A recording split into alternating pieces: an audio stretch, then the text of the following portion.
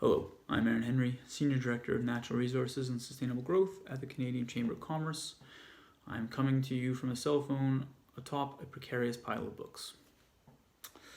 One thing that's been top of mind for us at the Canadian Chamber is critical infrastructure.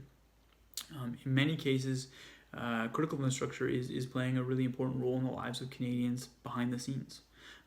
Whether that is actually sort of supplying the fuel to make sure that, not even supplying the fuel, but also the trucking associations and trucking companies that are providing the food that gets to supermarkets to make sure that there's constant supply.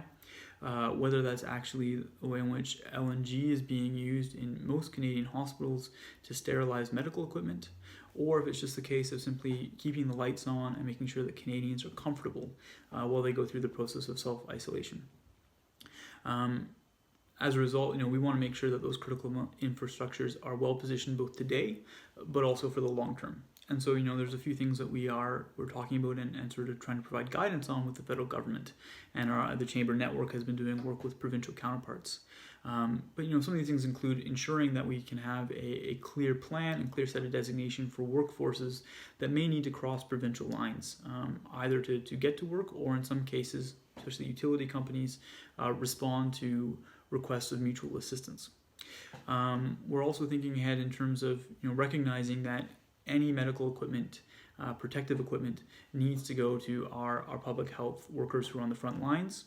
But in the cases of any sort of surplus, thinking about cases where that medical supplies can be appropriately allocated to workers who are also facing risks and sort of performing essential duties, ensuring that those workforces also remain intact.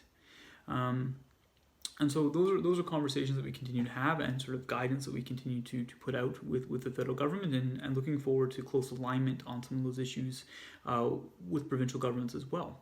The other thing I just want to sort of raise at this point too is that infrastructure and companies that are designated critical infrastructure are going to have a key role on getting this economy back on its feet. Infrastructure projects tend to be labor intensive. They tend to employ many people, and they also tend to span many different communities and create sort of value chains that also run through communities. As a result, they're excellent ways to sort of stimulate the economy.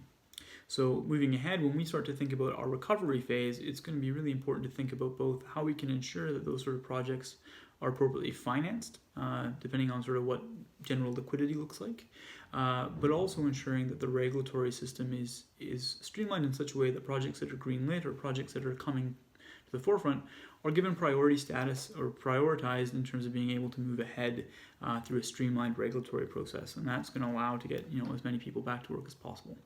So these are things that we can continue to think about. They're things that we're advocating on, and we look forward to sort of being engaged with in the future.